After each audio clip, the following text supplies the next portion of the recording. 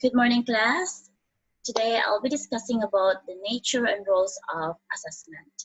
At the end of the lesson, you will identify the terms related to the nature and roles of assessment. You will determine the difference as well as the relationship among the measurement, assessment, test, and evaluation. And also you will analyze the basic concept and principles of nature and rules of assessment.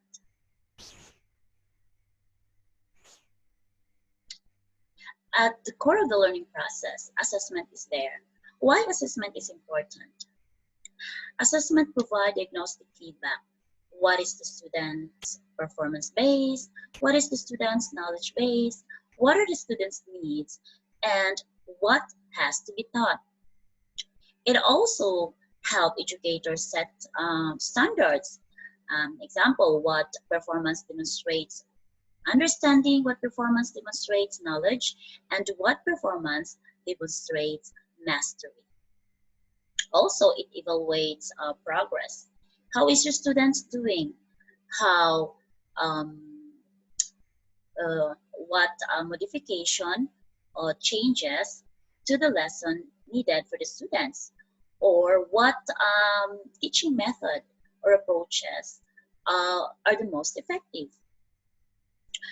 Assessment is implemented at the following phases of instruction. Pre-assessment, it happens during, before instruction. Formative assessment, which happens during instruction, and the summative assessment after instruction. But let me discuss it further at the end of the slides, because I'm going to discuss it to you and its roles.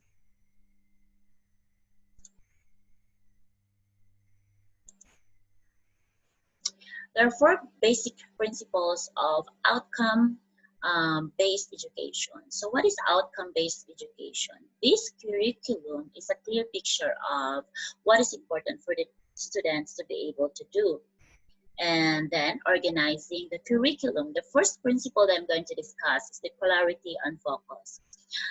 What does it mean? Clarity means that everything teachers do must clearly focus on what they want to do for the students. So they help learner develop their skills, their knowledge, their personalities that will enable them to achieve the intended outcomes that have been clearly articulated.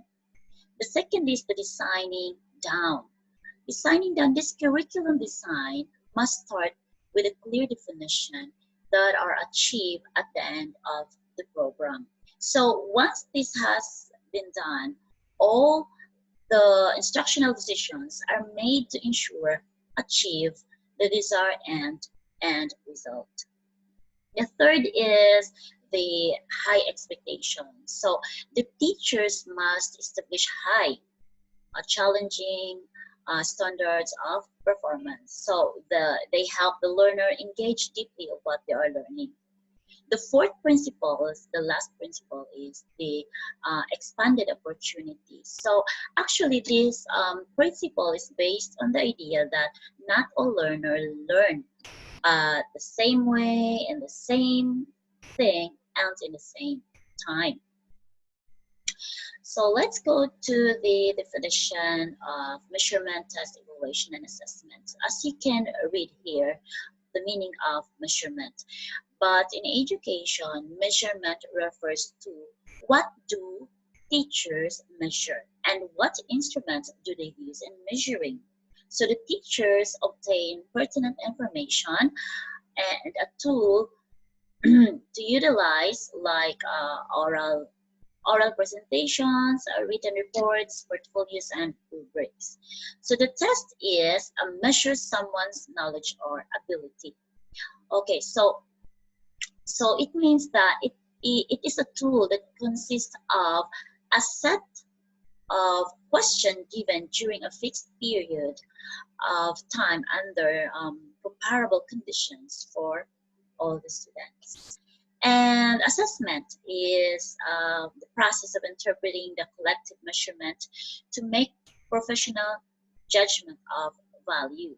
Evaluation, it's a process of making judgment based on criteria or evidence. Next. Okay, so let's discuss the relationship of these four, the measurement, test, evaluation, and assessment. So measurement, uh, to, to measure anything, we need a standard scale, right? We need a questionnaire or any instrument that known as a test. A measurement comes in or takes place when the question is given or the test is given and the score is obtained.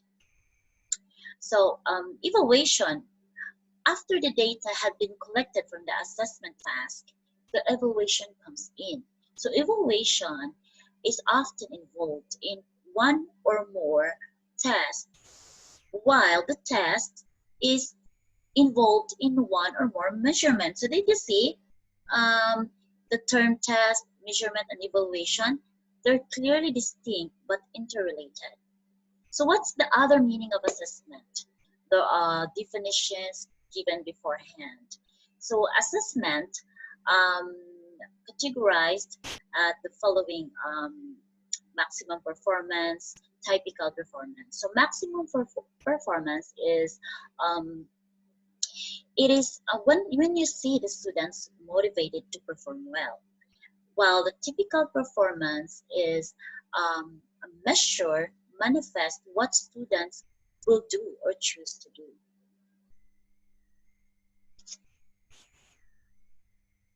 Purposes of assessment. So assessment for learning, assessment of learning, and assessment as learning. So there are the purposes of assessment, which is very important in education.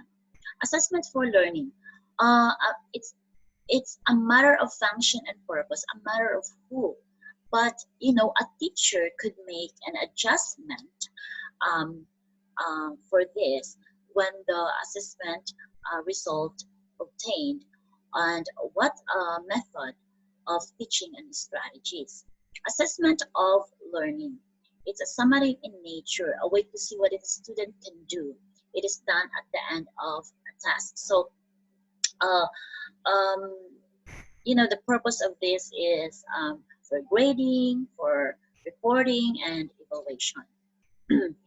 Assessment as learning employs activities which provide opportunity to students in monitoring and furthering their own learning. So the learner has or they are responsible for their own learning. Okay, so relevance of assessment. Relevance of assessment doesn't work for students and teachers only. So you can see it's relevant also for the parents, administrators, program and staff, and policymakers. So why it's relevant for them? Of course, for the students, they can actively engage. For the teachers, they can give information about knowledge and performance based on students. For the parents, they are involved. And for the administrators, program and staff, they are able to designate program priorities. To the policymakers, they can modify any standards. They can give rewards or sanction schools and direct educational resources. Okay, so um, tasks can be classified according to the following forms. So mode of response, categorize oral test, written test, performance test, ease of qualification of response. So you can have objective test and subjective test. Mode of administration, individual test, group test, test constructor, standardized test, non-standardized test.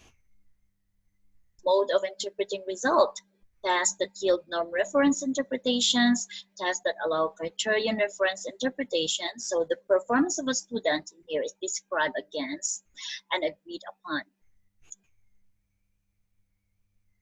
Type of test, the nature of test, which is the last one. You can here the test is personality test, achievement test, sociometric test, trade and vocational test, aptitude test, intelligence test. So these are the role of assessment. Place assessment basically utilized to determine and enter performance of a learner. At the beginning of the instruction, assessment is done by the teacher.